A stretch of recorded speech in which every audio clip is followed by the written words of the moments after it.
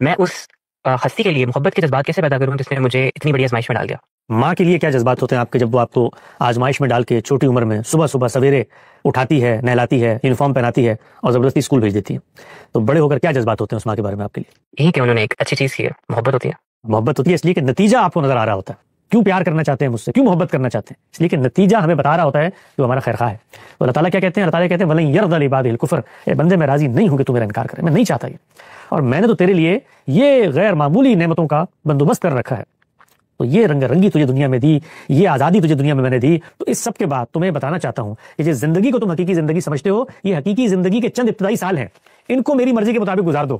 اس میں آزمائش بھی ہے لیکن بغرض امتحان ہے، تو یہ گزار دو۔ اس کے بعد میں ہاتھ پھیلائے تمہارا منتظر ہوں، اور اس ابدی بادشاہت میں ایک حصہ اپنے ان نیک بندوں کو بھی دے دوں گا کہ جن کو نہ ماضی کا کوئی پچھتاوا ہوگا نہ مستقبل کا اندیشہ۔ تو اتنا بڑا انعام تمہارے لیے میں نے رکھا ہوا ہے، تو یہ چھوٹی چھوٹی جو تمہیں آزمائشیں پہنچنی ہیں، اس میں تم دکھی ہو جاتے ہو۔